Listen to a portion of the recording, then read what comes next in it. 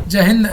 इस सप्ताह की सबसे जो महत्वपूर्ण खबरें हैं उन खबरों में से 3-4 खबर जो है वो बहुत ही महत्वपूर्ण और जानने लायक है। क्या है वो खबर? सबसे पहला खबर यह है कि उत्तर भारत और दक्षिण भारत में परिसीमन का विवाद छिड़ गया है। तो सबसे पहले जरूरी समझना है कि आखिर में परिसीमन क्या होता है, परिसीमन विवाद क्या है। और अमित शाह ने बयान दिया है कि दक्षिण भारत जितने भी राज्य हैं उन सभी राज्यों को परिसीमन के आधार पर कोई भी भेदभाव नहीं किया जाएगा, उन्हें कोई भी तकलीफ नहीं दी जाएगी। लेकिन कैसे नहीं दी जाएगी ये नहीं बताया, बस बता दिए हैं कि हाँ कोई भी दिक्कत होगा नहीं। तो ये खबर समझ में तभी आएगा जब पहले समझेंगे आखिर में परिसीमन क्या होता है, आखिर में विवाद क्यों छिड़ा है, आखिर में जो तमिलनाडु के मुख्यमंत्री हैं M.K. स्टालिन उन्होंने क्यों दक्षिण भारत के सभी राज्यों को इकट्ठा होने के लिए कहा है। तो सबसे पहले इसको शुरू समझते हैं। इस समय पूरे भारत में कुल 545 लोकसभा की सीटें हैं, ठीक। और संविधान में कहा गया है कि 1971 में ही संविधान में संशोधन करके बता दिया गया था कि हर 10 लाख के एरिया पर एक सीटें होंगी। यानी कि जैसे हम लोग का कुशीनगर है तो 10 लाख में एक लोकसभा सीट होता है, जैसे हम मेंबर ऑफ पार्लियामेंट यानी कि सांसद कहते हैं। तो इस समय तो 543 सीटें हैं कुल मिला जुला के। और 1971 में जब यह कानून बनाया गया कि 543 सीटें होंगी 10 लाख की आबादी पर एक मेंबर ऑफ पार्लियामेंट होगा। अब 1971 में कानून बन गया था कि अब जनसंख्या धीरे धीरे बढ़ेगी, तब क्या किया जाएगा, क्या सीट बढ़ाई जाएगी कि नहीं बढ़ाई जाएगी। तो उस समय भारत के पास इतनी आर्थिक स्थिति सही नहीं थी, तो इसको टालता इसको जितने भी नेता लोग थे इसको टालते गए कि अभी इसको टाल देते हैं।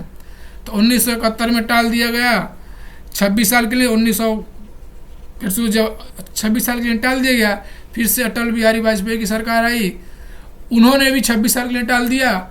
अब ये तो चल रहा है 2025, और जब अटल बिहारी वाजपेयी ने 26 साल टाला था, आज है 2025, यानी कि 25 साल 2001 में उन्होंने बोल दिया था कि जो ये जनसंख्या परिसीमन का विवाद है इसको 25 साल के लिए फिर से टाल दिया जा रहा है। अब अगले साल है 2026, अब 2026 में होगी, अब हो सके तो जनगणना हो। तो अब विवाद यह था कि जब 2026 में जनगणना होगी तो सभी राज्यों की जनसंख्या बढ़ गई है, तो अब केंद्र सरकार ने कानून बना दिया था कि सभी लोग अपनी जनसंख्या को नियंत्रित करें। बात को समझिए, केंद्र सरकार ने कानून बना दिया था कि सभी लोग अपनी जनसंख्या को नियंत्रित करें। अब दक्षिण भारत के लोगों ने अपनी जनसंख्या को नियंत्रित कर दिया है, लेकिन उत्तर भारत में जो मध्य प्रदेश, बिहार, उत्तर प्रदेश, ये तीनों राज्य जनसंख्या को कंट्रोल किए ही नहीं है लोग।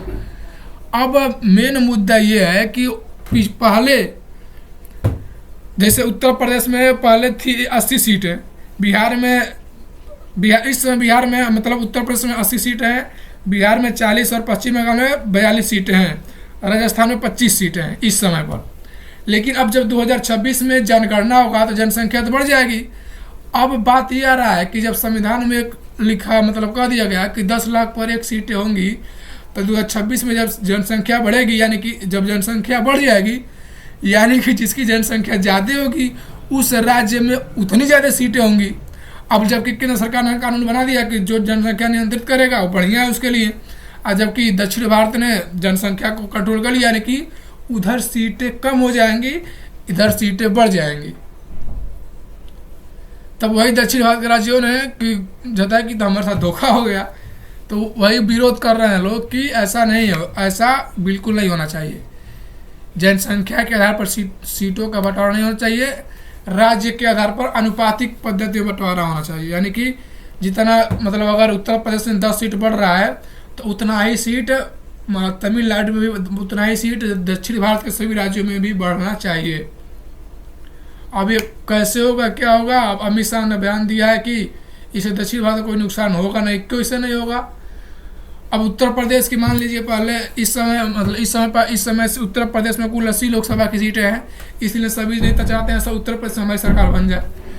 अब अगर अगर जनगणना 2026 में होगी तो पहले उत्तर प्रदेश जनसंख्या कुछ और थी, इस समय तो कुछ और है।